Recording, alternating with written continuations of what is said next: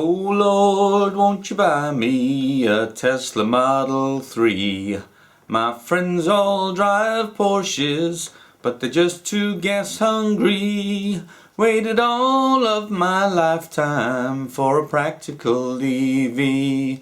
So Lord, won't you buy me a Tesla Model 3? Afternoon all. Well, you've not heard from me for a little while, but I thought I'd post another update today because there's been stuff happening and there just hasn't been anything happening for about the last month. I've been sitting on my Todd waiting for some kind of an email through from Tesla to say, oh, there's a car available for you, but nothing. So I wasn't obviously allocated anything from the first raft of deliveries, and it looks like now delivery is probably going to be sometime in August, which, if I'm honest, doesn't really bother me too much because the money that I got through from my mortgage to buy the car with, I've stuck in the premium bonds. So if I'm really lucky in the August premium bonds draw, I'll win £1 million and I won't have to worry anymore. I can pay off my mortgage, live a great life, and it'll all be because of Elon Musk and Tesla's awful deliveries. So fingers crossed, keep your fingers crossed for me out there, and I'll let you know if I win £1 million, or maybe I won't, because I won't bother about YouTube anymore. I'll be lying on a beach, sipping pina coladas, and generally having a good time and YOLOing, living my best life, or whatever it is the kids say these days. Anyway, so as I say, the reason I'm making this video now, it is the Wednesday the 17th of July, and there's been things happening. What things, you might ask? Well, today I thought the only thing that was going to be happening was I was going to get the installation of my Rolex charging point done today, all booked in with a company called SRG Electrical, who came to me from the inquiry that I put on the Rolex website, and they came in this morning and did a very good job too. A nice guy by the name of Greg turned up at 8 o'clock this morning, and by about 12:30 he'd completely wired in the point. He'd put a new RCD in my switch, in my fuse box. Is fuse box an old thing these days? I don't know, maybe, but you know what I mean. So it's got its own dedicated fuse point, if you like, and yeah, looks very good on the wall. Only minor problem was I ordered a white and green one, and for some reason they delivered a black and green one. I'm not overly fussed on the colour, if I'm honest, but it's a little bit of annoyance when you order one thing and get something else. But because I took the day off today to get the installation done, I wasn't going to mess around and say, go away, bring me back a white and green one and book it in for 3 weeks' time. I thought, no, I won't mess about with that. I'll just take the black one. That's fine. Don't really care about the colour. And I decided to mount it externally as well. Originally I was going to mount it in the garage and just run the cable out under the door when I was charging, but I decided to actually have it mounted on an external wall, because it turned out the place that I was going to have it mounted in the garage was actually quite close to, I've got a water pipe coming down that part of the garage. Apparently it wasn't very safe. It was too close to the water pipe to have a fully compliant installation done. So I took the lovely Greg's advice and we installed it externally, but they did a great job with it. All of the wiring very well sort of put in place and secured, and they drilled a hole through the external wall, and really they've made that good. You can't really see a problem there. They've sunk an earth point into the ground right underneath the charger, which is again fine. It doesn't cause me any problems. It's no problems for me getting past it, and it's all nice and safe and installed, so that was great. Cost me about £500 with a subsidised installation. I think it was around £490 something, if my memory serves me correctly, but obviously without the subsidy for it being a smart charger installation, it would have probably been closer to £1,000, and obviously that's the issue with the Tesla charger, and why I didn't go with the Tesla charger was because it wasn't a smart charge point, so it wouldn't have qualified for the EV grant to get the money off the installation.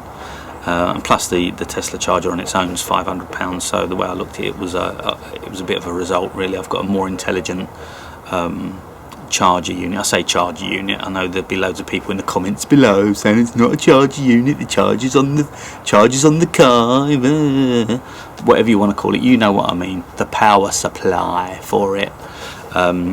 So it's a smart one. It runs with an associated app, which is called EV.energy, the EV.energy app, which looks okay. When Greg did the installation, he actually set me up an account, so I just had to go into the app and link that account into the app. So I'm kind of up and running, and as per usual, all I need now is a car. That would be really nice. But in terms of the car, something rather nice and Tesla-like happened today. Tesla dropped the prices on all of their cars.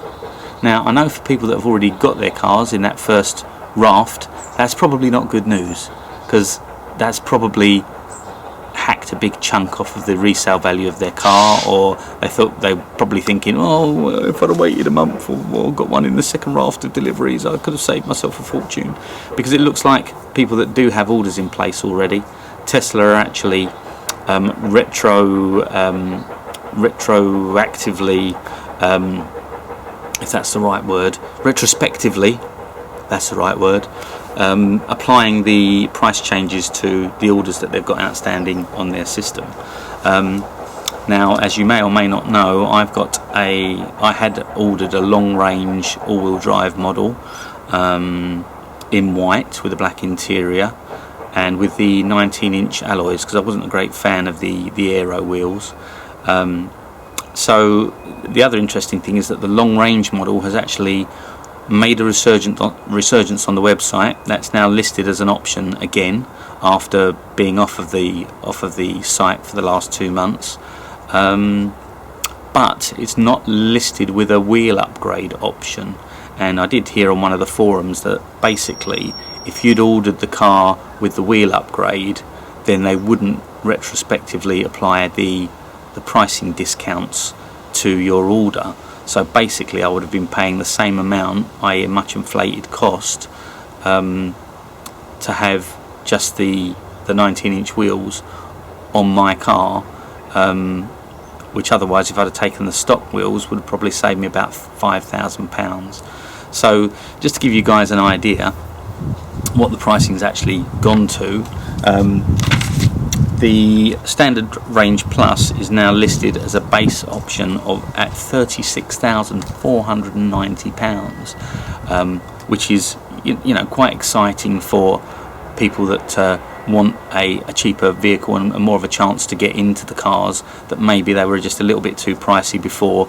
It's come down now to under £36,500, and that's a pretty good price for one of these cars.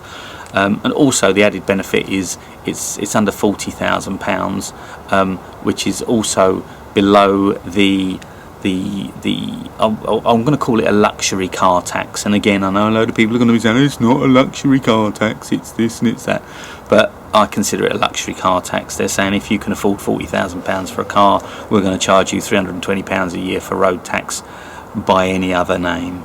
So effectively, you can get yourself a Tesla now, and you can be road tax free if you go for a standard range plus, which I think is pretty cool. But moving up the range now, the long range is, as I said, offered again as an option. That's on at $45,490 for the base specification car.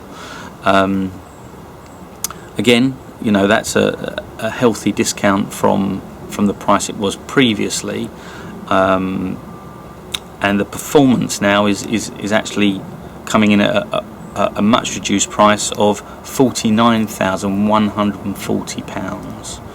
So, and the other big change that I didn't mention previously is that the white multi-coat paint is now the base no-cost option. So if you wanted the white multi-coat paint, which was I think a £1,500 option before, if my memory serves me correctly, then you're going to get that for free. If you want the black paint and any other colour apart from red, that's a £950 option now. But I think the way Tesla have done their pricing is that even if you go for the black paint on a Standard Plus or whatever other car, it would still work out cheaper than the price it was before they put in the price changes. So it's a win-win really. You can't grumble too much.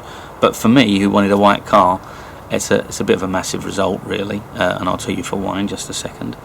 The other paint option is the red colour, and that is now a whopping £1,900 to have a red car. I'll just give you a second to take that in.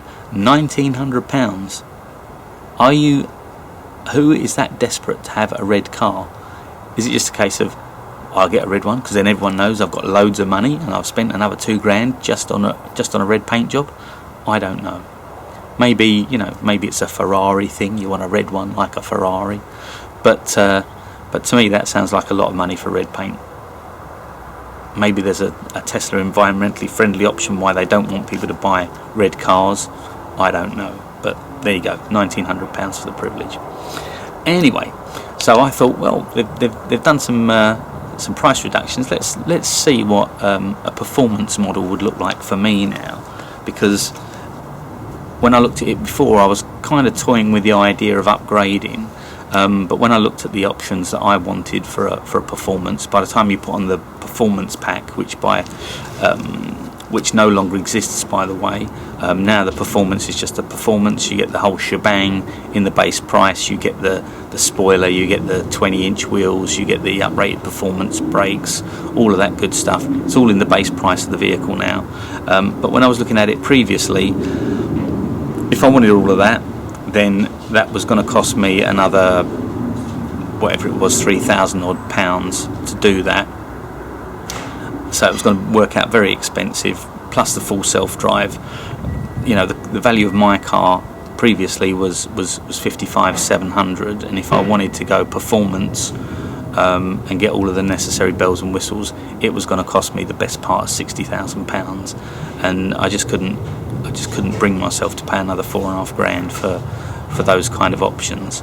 So I thought I'd have a little look and just see what difference the price changes had made to the options that I wanted if I wanted to go performance. And when I looked at it, because the white paint is now a zero cost option,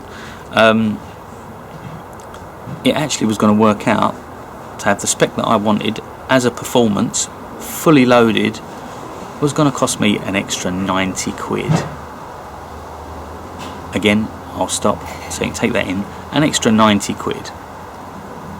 Now, I was always a little bit like, I don't want the performance because, who needs to accelerate to 60 in 3.2 seconds and do 160, you can't do 165 miles an hour in this country anywhere.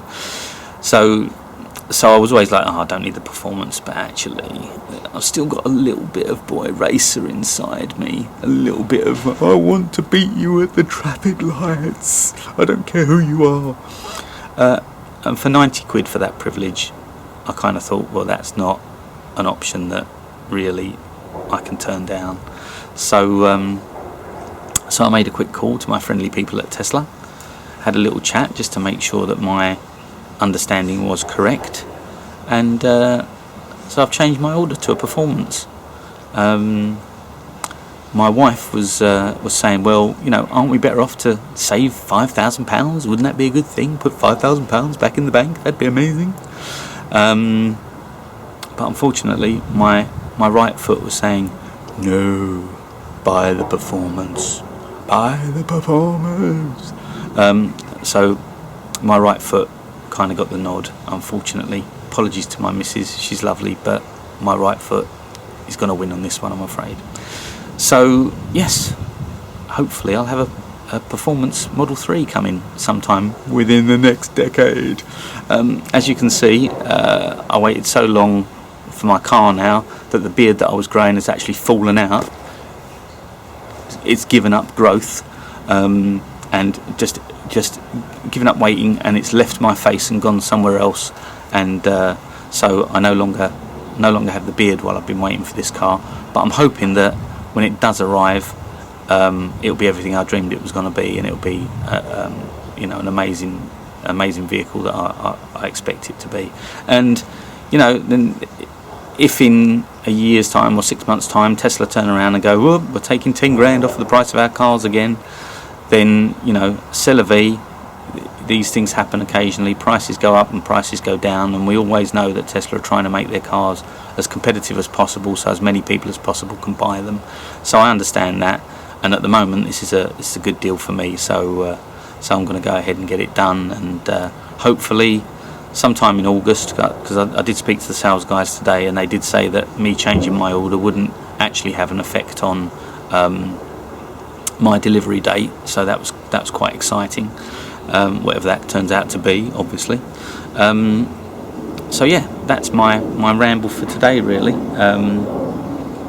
Don't have too much more news. Get on the Tesla website, have a look at the pricing. I think the pricing on the X and the S has also been simplified and reduced. I think the ludicrous performance option at £20,000 for the S and the X has now vanished into thin air. They've decided not to charge people 20 grand for that privilege. I mean, that's got a sting if you've paid an extra 20k for the ludicrous option, and now Tesla have just rolled it into the price. That's got to be a bite, to be fair. So my sympathies go out with anyone that decided to buy one of those in the last couple of months. The other news, obviously, is that they've said, or Elon Musk has said, that there's going to be no refresh on the S or the X coming up. Whether you want to believe that or not, I don't know, but that's what his official party line is. I suppose to make sure people keep buying the S and the X and don't stop and wait for a new one to come through. But I'm sure if it does happen, it'll just be one of those things, happen just like that. So watch this space. Anyway, so that's me for today. Remember, don't subscribe. I don't want you looking at me all the time. This is my life. I don't want you people watching me. Don't subscribe. Don't hit the notification bell, because you don't want to know what I'm doing next. Trust me. But anyone who decides they want to, then I'll see you next time. Anyway, for the next part of my journey. Oh, Basil's arrived. Basil.